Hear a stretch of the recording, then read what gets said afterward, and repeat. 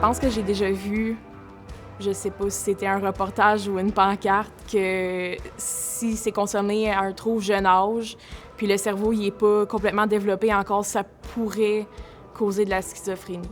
Quelqu'un qui va consommer, surtout quand il y a un haut niveau de THC, il va avoir des symptômes qu'on va dire des symptômes psychotiques. Fait qu'il va avoir des hallucinations, des drôles de perceptions sensorielles, aussi l'impression d'être touché, l'impression de plus avoir les mêmes effets, mais aussi une perte de contact avec la réalité. Dans le fond, ce qu'on va constater, c'est que chez la majorité des personnes, au niveau des symptômes psychotiques, ça va se résorber après la période d'intoxication. Mais chez certaines personnes, surtout notre clientèle, on va voir que ces symptômes-là vont rester même après cette période-là où on a les effets. Quelqu'un qui va avoir des impacts après le temps d'intoxication, c'est un signe qu'il peut développer des problèmes, des troubles psychotiques à plus long terme. Donc, la personne va rester avec des hallucinations, une perte de contact avec la réalité, même une désorganisation. Ça peut causer des problèmes mentaux si, mettons, dans la famille, il y en a déjà. C'est très héréditaire. À noter que le cerveau humain ne se développe pas complètement avant l'âge de 25 ans.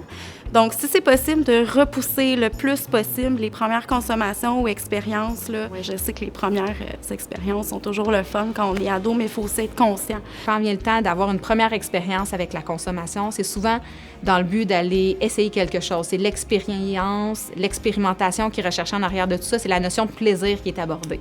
Par contre, ce qu'on se rend bien compte à travers le temps, c'est que toute la consommation prend de plus en plus d'ampleur et fait en sorte qu'on n'est plus tant par la suite dans le plaisir, mais plus dans le besoin et que sournoisement, on parle de dépendance qui s'installe. Que ça peut avoir des répercussions sur la mémoire, sur l'anxiété, sur les crises d'angoisse et crises de panique. Pour les personnes qui sont aux prises avec l'anxiété, à la base, le cannabis n'est pas vraiment recommandé parce qu'on ne peut pas prévoir l'effet que ça va avoir chez la personne.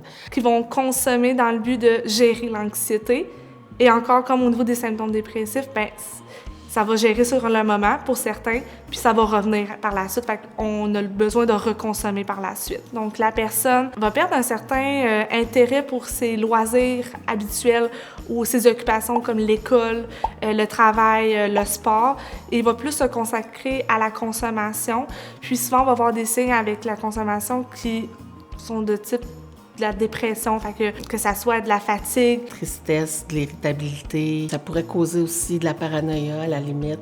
Puis, il y a certaines personnes qui vont consommer dans le but d'atténuer ces symptômes-là qu'ils ont au quotidien. Donc, ils vont consommer pour avoir un peu le sentiment là, d'être heureux, d'avoir un sentiment d'euphorie. Mais malheureusement, ça a un effet un petit peu pervers, c'est que quand les effets s'estompent, ben ça revient, ça n'a pas réglé la situation. Malheureusement, le cannabis, on ne peut pas savoir comment on va réagir. Il y en a qui vont faire des crises de panique, puis il y en a d'autres qui vont être très détendus.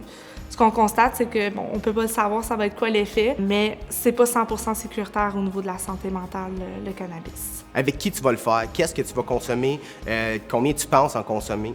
Tu peux-tu commencer par une puff ou deux, voir comment ça file après une demi-heure? Si tu sens que tu files bien, si tu as envie d'en prendre 2 autres puffs, tu peux y aller, mais au moins d'y aller graduellement. Pète-toi pas un blunt tout de suite, parce que ça se peut que tu files pas bien si c'est la première fois que tu as consommé. T'sais.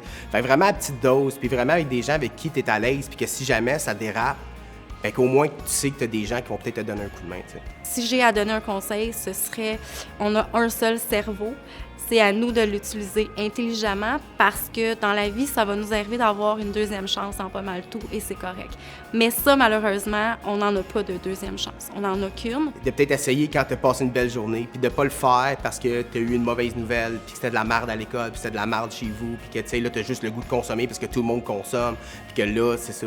Fait vraiment d'y aller parce que toi, ça te tente, puis que toi, tu es à l'aise d'essayer, puis que tu es positif à propos de ça.